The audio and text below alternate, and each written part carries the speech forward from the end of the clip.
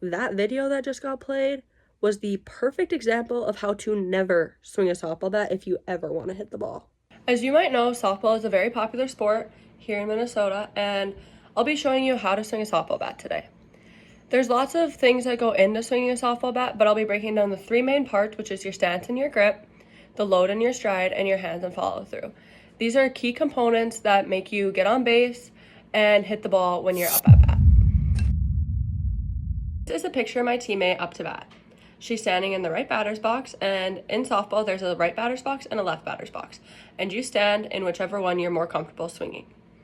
The batter's box is on either side of the home plate. When you're at bat, you need to be swinging within them. If you step out of it, your at bat is done. As you can see, she has a perfectly great stance. She has all of her weight on her back foot, and she's watching the ball, deciding if she wants to swing at it or not. You want to feel comfortable in the batter's box, and you do so by standing parallel with the plate.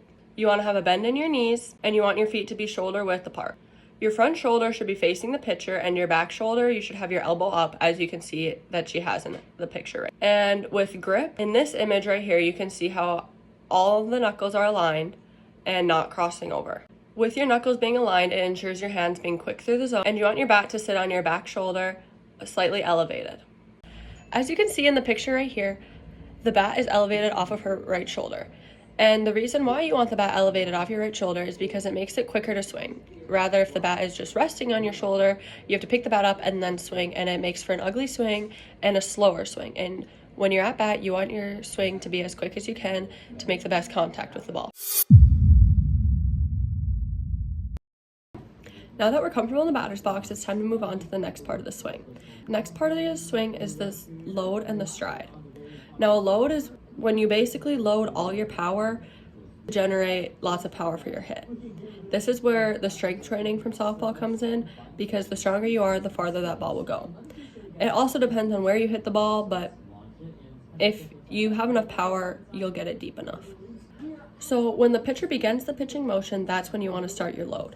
The load is when you shift all of your weight to your back foot, waiting for the pitch, waiting to time it, and once the pitch is close enough, then you take a step and shift your weight to your front foot, and then you begin your swing by shifting your hips.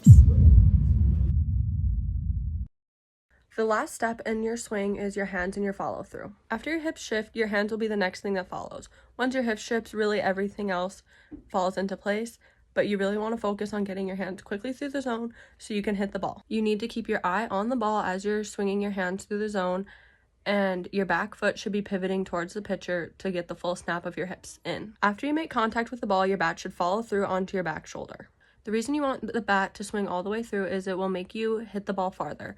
Rather, if you stop right in the middle, right after you hit the ball will not go as far because you didn't swing all the way through, so all your momentum didn't go to the ball. In the video I'm about to show you, it shows all three steps piled together to create the perfect swing.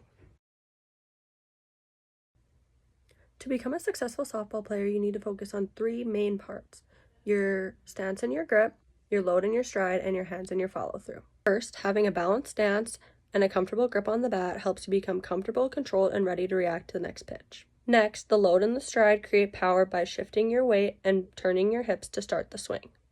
Finally, your hands and follow through help you make strong contact with the ball and finish your swing correctly. According to the University of Alabama softball program, when hitters use all three of these steps, they improve their accuracy, contact with the ball, and strong finish at the plate.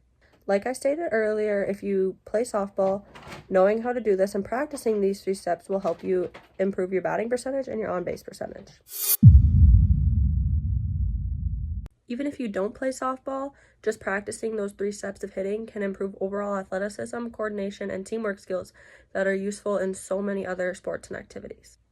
Whether or not you just want to go out on the field and have some fun with your friends, or if you play high school or college softball, just knowing the three steps of your stance and your grip, your load and your stride, and your hands and your follow through can make all the difference between just watching the third strike go by and putting another K in the stat book, or driving it into the outfield and hopefully over the fence.